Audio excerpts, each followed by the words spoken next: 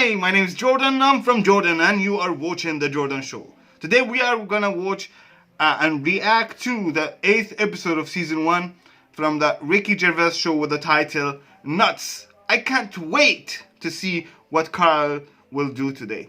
Let's start the video. Roll it! That's my best friend.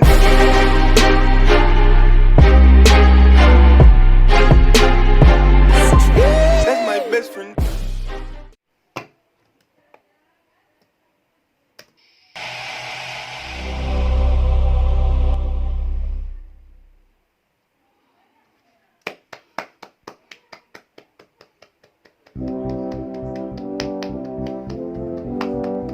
For the past few years, Ricky Gervais, Stephen Merchant, and Carl Pilkington have been meeting regularly for a series of pointless conversations.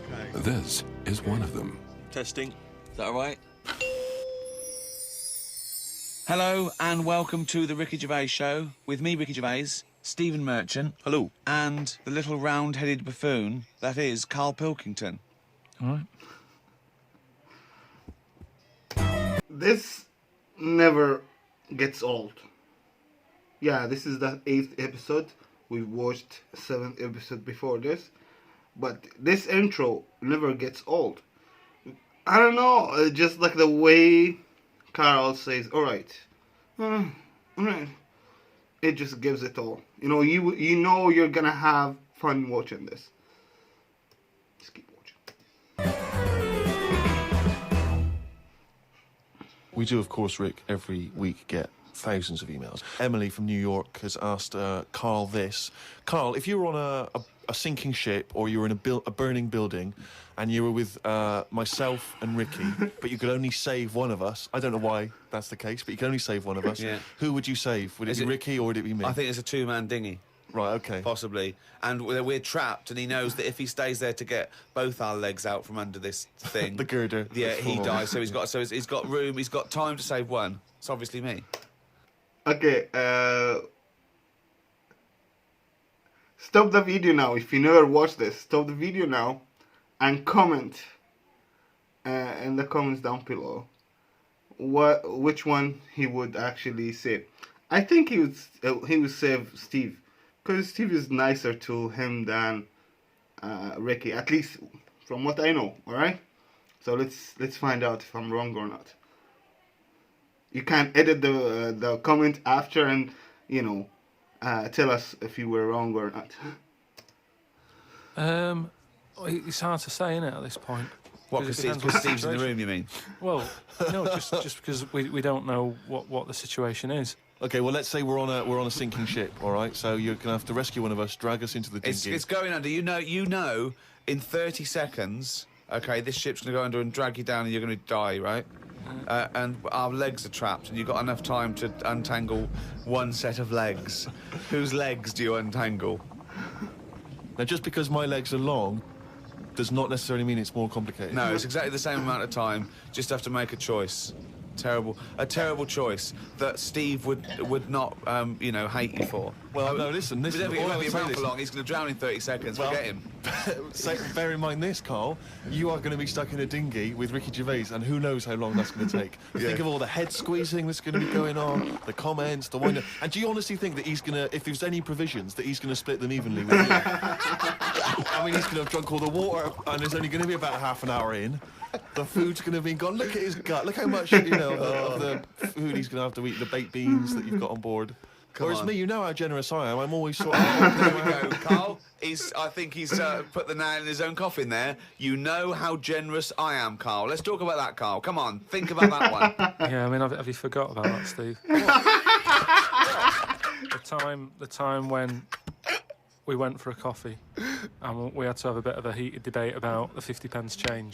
Yeah, you owed me 50p, and you decided you didn't want to give it to me because it was only 50p. And my point was, it's not a question of 50p, it's the fact that it's not your decision to decide not to give it to me. If I wanted to be generous, that's my decision. Oh my god, this is fucking awesome! I really want to see them actually fighting for the 50p. This is fucking awesome. And go, oh, it's only 50p, Steve. It's my decision who But you just given him a free keg of beer. Yeah. But that did not come to you, and you didn't pay for the free keg of beer. It was a Doesn't matter. promotional thing that was sent to you. It's the same thing as the way I gave Suzanne my leaving present from my last job. A lot of people may not be aware of this if they haven't heard us talking about it before. Yes, but you had a gift from your work as you were leaving after however many years of service, which you then gave straight to your girlfriend without telling her that it had been received from people at work. Doesn't matter, she wanted a camera. It's the same thing as you.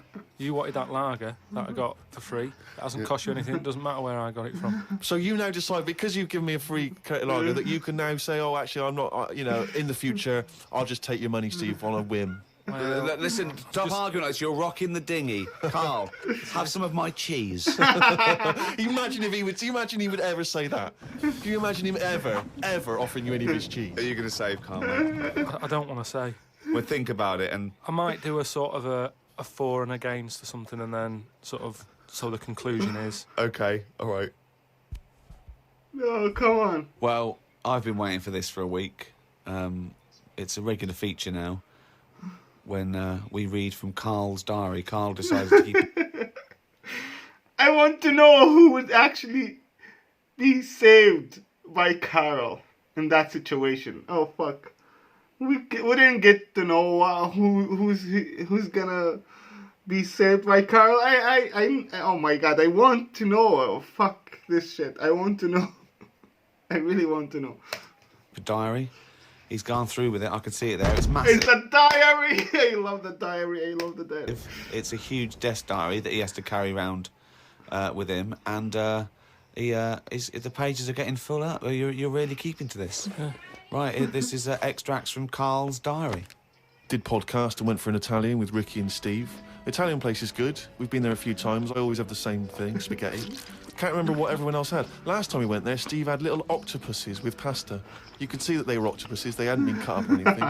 My rule is that I only eat stuff that looks nice when it's alive. A cow, a chicken, some fish. An octopus is an odd-looking thing alive. Even worse when it's dead and limp. It looks like it just shouldn't have been sat in the spaghetti. Yeah.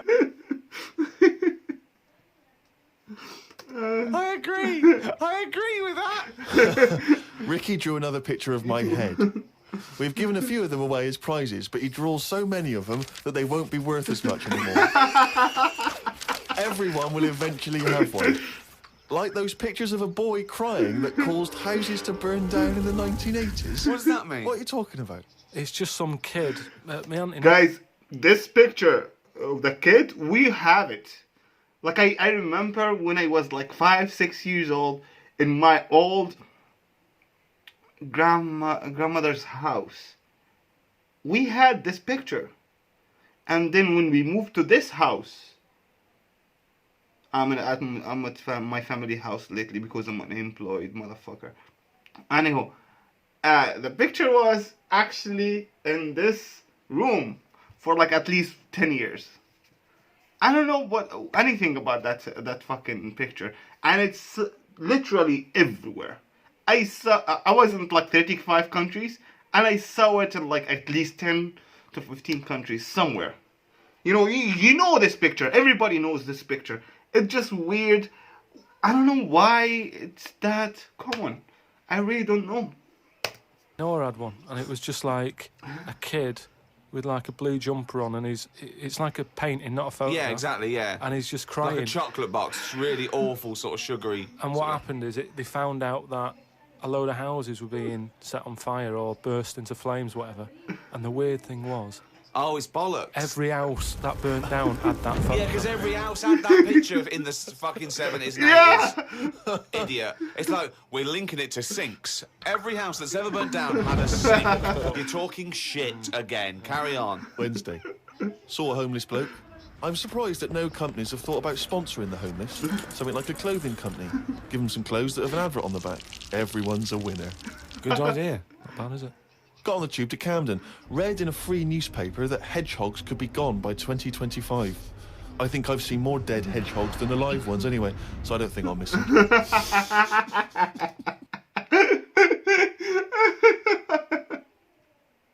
Oh my god. Went round to Ricky's house and had a game of pool.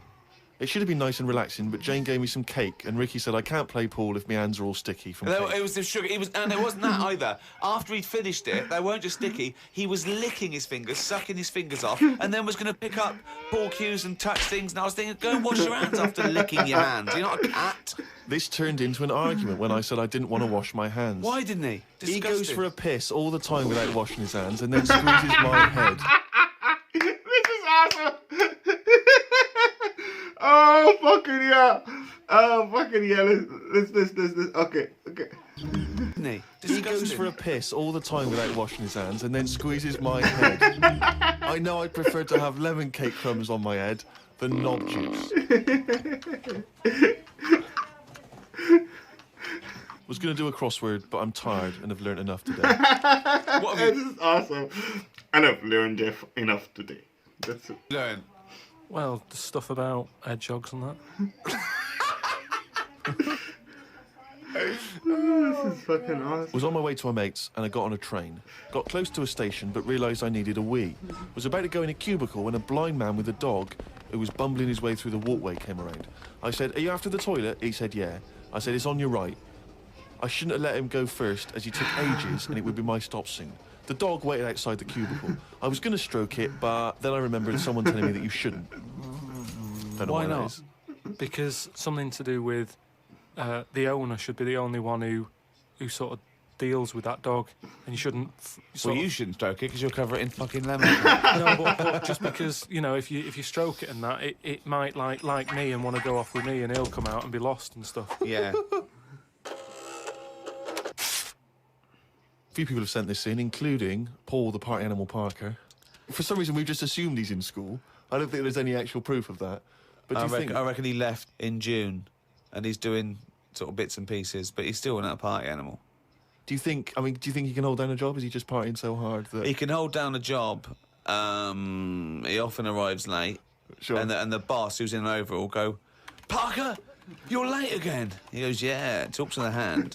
Yeah. I think that he's the sort of guy that he'll just happily say, "Listen, I survive on 4 hours sleep. Yeah. Sometimes I go to work, I've not slept at all." But I think he comes in with his headphones blaring, right, on a skateboard, and the bloke goes up to him, the old bloke, right, the old fuddy-duddy bloke, goes, "You stupid idiot, you can't work there." He goes, "Chill out, man," and in 2 minutes, he's got him dancing. Oh, I know what he's like. Yeah, he is just like, you just can't resist it because he's just a fun guy. Yeah.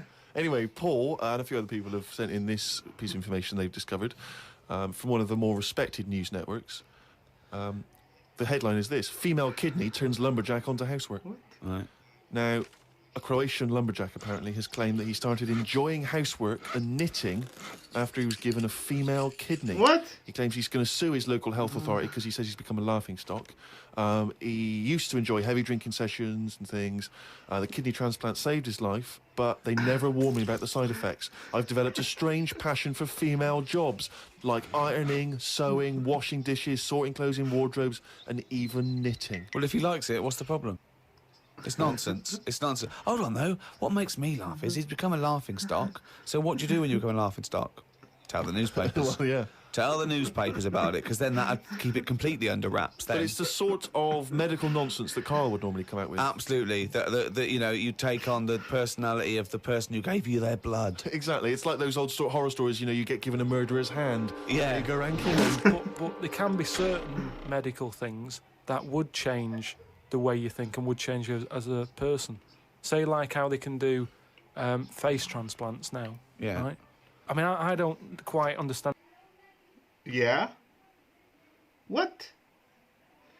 No. What's the meaning of face transplants? How this face transplants work, because you get a choice of who you have. If you have something done to your face and you go, it's burnt or whatever, or something happens to you and you need a face transplant. Well, if you totally changed your appearance, then you would eventually change because of how people reacted to you. Yeah, but if you gave yourself the head of an elephant, soon you wouldn't be yourself. But I Because wouldn't have it. I wouldn't have that. That's what I'm saying. If they had a catalogue Yeah. and they said, here's some faces you can have, pick which one you want, Yeah. would you be looked upon badly if you go, do you know what? I don't really like the look of any of them. Can I just wait for a better face? Or at this moment in time, have you just got to take what's on offer? Carl, there's no one looking through catalogues at faces they might be able to have. No, they do now because of the face transplant thing. But who are these people putting their face up for? They wait till someone. Yeah, I know, but at some point, well, I tell you what, I would not have a face transplant if I haven't seen the face before I'm going to have it. You had to. I want to see what I'm having. Because I could end up with anything. You mentioned elephant's head. What, do you know what I mean? Whose head are they going to use? Is it the latest thing that's died? Oh, well, this got run over before. Yeah, I'll stick this on your head. Where did this come from? Where Lost are these his people? mind in the Where hospital. are these faces queuing up to be popped on a skull? Where do you think they have got time to put all these... Maybe this is why it won't catch on. I don't know. This is extraordinary. You've created in your own head the existence of this pamphlet, Thank you. There's nothing like that. What the fuck? and now you're defending it, even though we don't know it even And exists. you're this skull on a hospital bed going, I'm not having that. I don't like the look of him. He looks a bit shifty. No, I don't like that. Oh, no. Can I ask this now? Let's say we passed away sadly in something terribly tragic. The nation's mourned. You know, it's terrible. It's like one of the great national disasters. But you, at the same time, you survived the accident, okay, but your face is hideously disfigured. You can take either Ricky's face or mine. This is fucking awesome. Okay, I think he's gonna take Steve's face. I don't know. To have. I'm surprised you're asking this, though, Steve. I mean, it's just, it doesn't seem like any of them is like a great option. Oh, thanks. And this is what I'm saying about the catalogue. If those two were on offer, I might go, do you know what? Pop in again tomorrow. Bring in another booklet. This is from Anne. I know what. Pop it into get to. Oh my god. Ah, fuck me. I can't do it. Oh, fuck. This is fucking awesome. I'm crying. I'm literally crying, guys. Marie, she says that she loves the podcast. She listens with her 7-month-old baby. That cannot be a good idea. No. And she says this to you, Carl. If you had children, what is the most important lesson you'd want to teach them? Interesting. I mean, in a way, if you sort of look after a kid too much, it doesn't learn that much.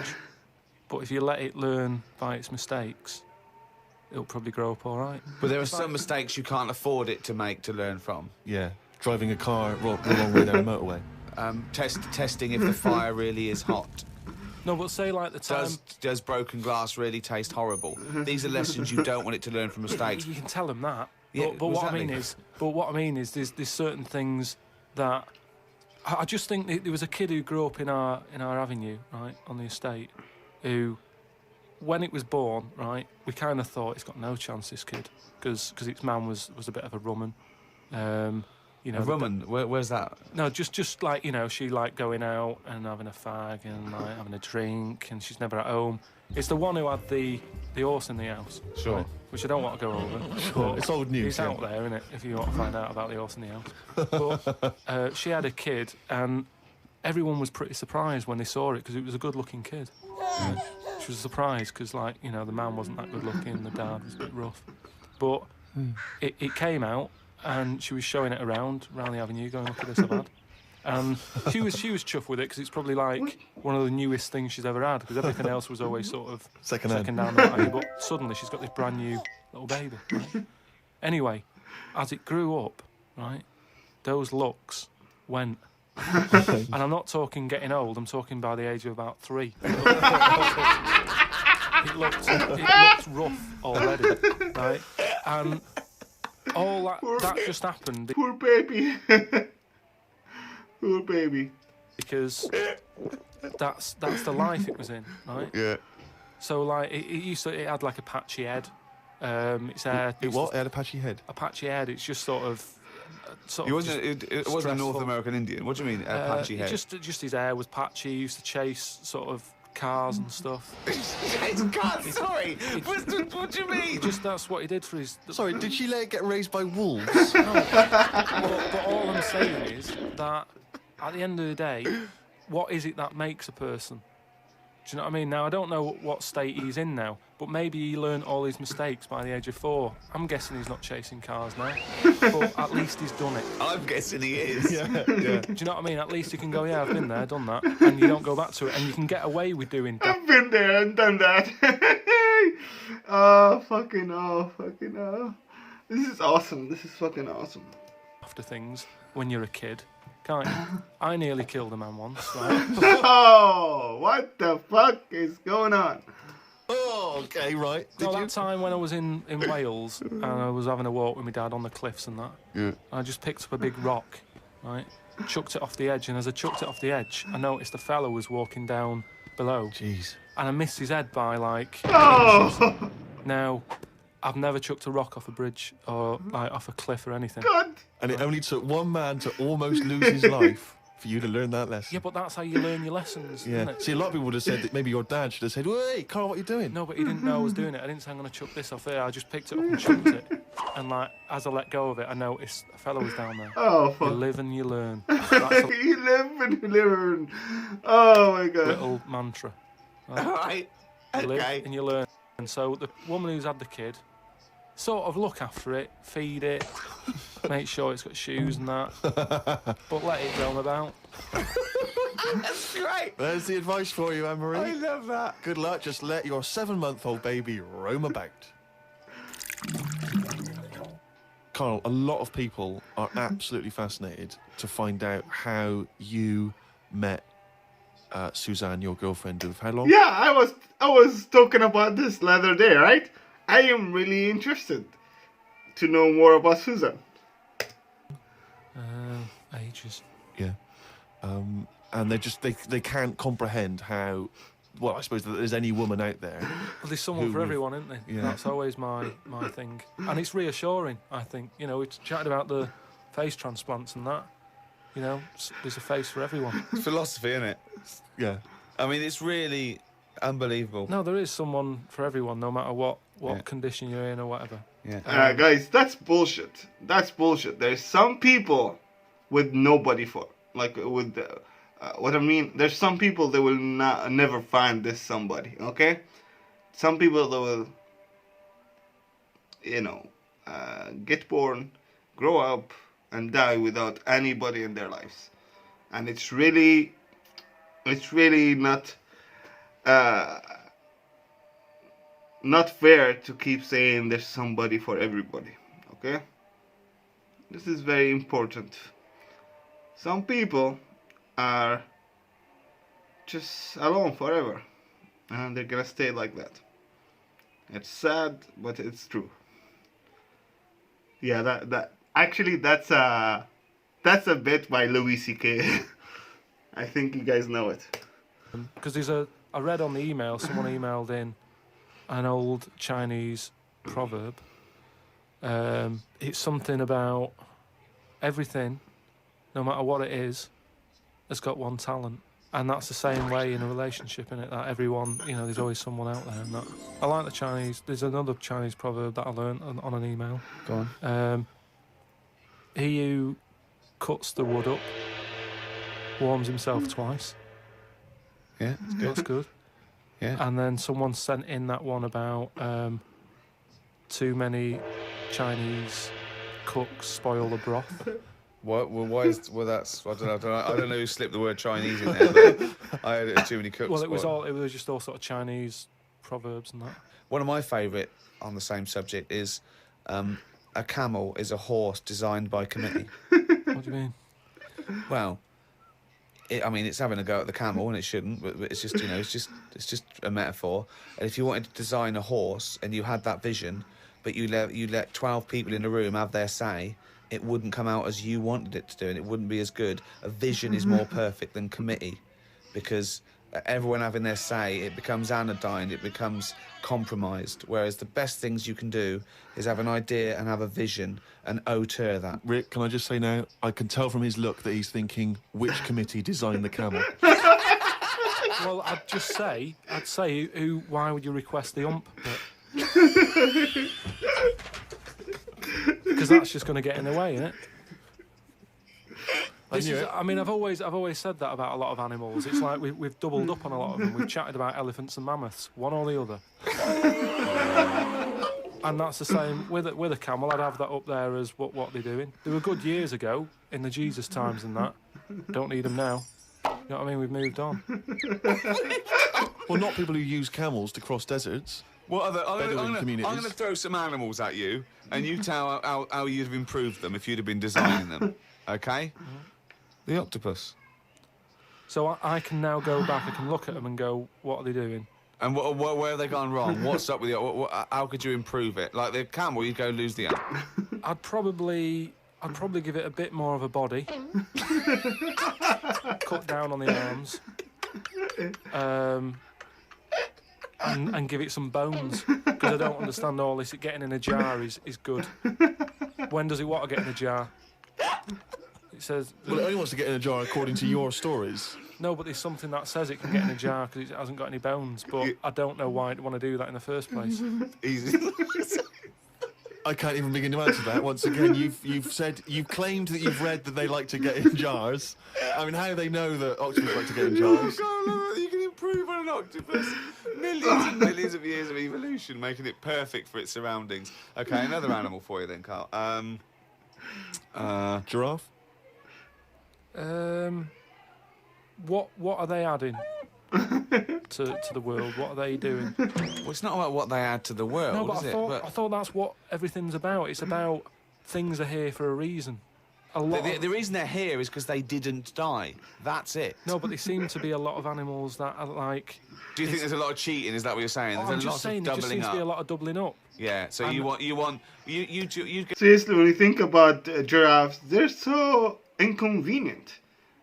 They're just like, their necks are too tall. Like, it's weird.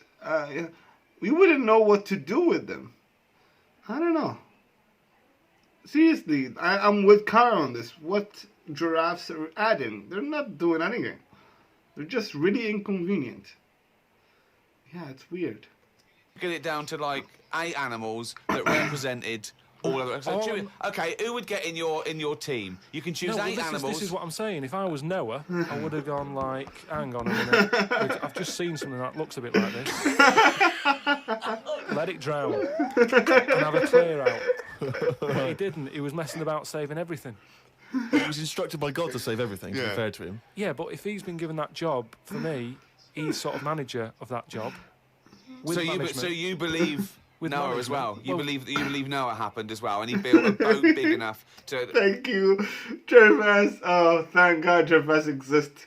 Because, like, you know, like, when it comes to God and Bible, and especially the Noah's Ark, Gervais has ideas. 2 of every species. You actually believe that as fact, do you? Well, it's out there in book form. Brilliant. So anything in book form, it's totally true, right? That's Carl's thinking, that if you give him a book that says that Noah's Ark is real, he says, yeah, it is real. Fuck this shit! We haven't answered the question that we started with. How did you meet Suzanne? Yeah. Does that work? Thanks. That was too short. Oh, chimpanzee! Monkey news! There was this airline, and was having a lot of problems, and a lot of Pilots too tall? Yeah, the cabin was so tiny. Only bananas were allowed in the cockpit for fuel. Anyway, there was a lot of strikes going on, right? Sure. Because I don't know what it was about. It was over money or whatever. Yes. And Well, get something that doesn't need money. yeah, but But what else could you pay something in, Well, Rick? I mean, peanuts. everyone okay, peanuts or fruit, yeah. So anyway, the boss of the airline, he had like one pilot who he could trust, right? And that was his son. Right. But the problem is with a lot of these planes, you need 2 pilots. Of course you do. And he's like, if only Mostly, like almost all planes, especially commercial airplane, they need 2 pilots. I had 2 sons, but he didn't. There's no point harping on about it. Right? Sure. He runs an airline. Who runs an airline, yeah. But how many pilots are there? Because there must be loads. No, there's loads, but the problem is a lot of them are going on strike. Oh. And each week you can see that we're struggling here. But how can they just close it down? No, Anyway, you can't do that, no, Rick. I can't. Of course you can't can. It's costing do him a that. It's just- fortune if he closes it down. Yeah, but what, one plane's not going to make a difference in an airline, is it? No, it's all the It's all planes. the planes, mate. So the son, he's flying the planes and that. He's getting worried for his dad because of his business. It's falling Sure. apart. He's like, anyway, listen, Well, one plane won't make any difference. don't worry about it. We've found someone who you can work with. He said he's staying over. Oh my god. I can't believe they're gonna send up a fucking monkey as a co-pilot. Near the sort of quarantine area where all the animals are kept Oh, and yeah, stuff. right, okay. They won't be looking in there. They won't bother. No. So he's like, all right. But there's no animal that could be a co-pilot, that's why. I'll see you. He'll meet up with you in the cockpit. I'm like, He'll meet up in the cockpit, yeah. Sure. So anyway, he gets in there. He meets them. At first, a little bit of a shock who he's going to be working with, but Why? he's thinking, as long as I can keep my dad's business alive, I can Not with keep one a job. plane. Everyone's happy. Then one day, what happens is a little bit of a problem. Oh, dear. Well, what happened is one woman who was on the plane got a bit peckish, right? Right. And said to the air hostess woman, said, "I'm a little bit peckish. Have you got any sort of nibbles?" And that? She went, "No, I got a sandwich." She said, "I don't really want a sandwich. You want some, like the usual stuff that planes give out, just like a bag of nuts or something." bag of What, nuts, are they not giving those out yet? So no, they don't give it for some reason. She was like, "Look, we've stopped giving out the nuts. We can get you a That's sandwich." strange, And the woman's yeah. like, "I don't want a sandwich. I just want some nuts." You know what I mean? A sandwich is quite a big meal and what have you. I just want some nibbles, some sweet nuts. Well, that's not available. So I Done. End of story. So she said, "Well, you're saying there aren't any nuts." She said, "But earlier I saw you put a tray outside the cockpit, right? It had a sandwich on it, 2 Cokes and 2 bags of nuts." Right. She said, "So you're saying there aren't any, but the pilots get." We're on it now. That was the last 2 packets. Done. No. So School hall. I'll go and have a word with the pilot myself because you only put them out there a few minutes ago. He can't have eaten them yet. can't. I want You say some. you I'm cannot going go- over. no. I know this is it. This Yeah. is. She was saying you cannot go over. She's going. No. Listen, Yeah. I'm going to go over because I feel No, like you I'm being can't. lied to. No, you can't. So she goes. Starts, No, and, there's and no the way. pilot can Well, they hear all can't get this in anyway. chat about the nuts and what have you, and he's thinking, "What's going on out there?" Yeah. He opens the door. Yeah. Right? She gets a glance in. Monkey's not there. Fucking bollocks. Oh my god. Oh my god. Oh fucking. It is fucking. Oh, you know what's the problem? Like whenever I'm criticizing any of these stories, you guys, comment with links to these stories that actually happening, which is scarier than. It's too funny. It's scary. It's so scary. It's funny. You know what I'm saying? That actually these monkeys actually did all these things. Yeah, most of the stories, the monkey stories, are somehow real. At least there was a news article about them. It's not Carl who comes up with these stories. Yeah, and I'm sure one of you guys will link me the story of this co-pilot monkey in the comments down below. It's fucking magnificent, guys. Anyway. That was awesome. That was fucking awesome. To be honest, again, like I'm having a rough time lately because I'm unemployed. I have no money whatsoever, and my life is fucking shit. But I found this show and Carl Parkington because of you guys. So I would like to thank you for your existence on this universe. I would like to thank you that you told me about this. I would like to thank you for being, communicated with me. You comment, you talk to me. This is fucking awesome. This really helps. Okay, so thank you for watching. Please subscribe and smash that like button. And if you're new here, please subscribe and tell me that you subscribed in the comments down below, because after 10 new subscribers, we are going to post the next episode of this show. Thank you for watching again, and I will see you guys in the next one. Peace out. Don't forget to like and subscribe to get all new videos. Have a beautiful day. If you don't subscribe, you'll never find a girlfriend. That's my best friend.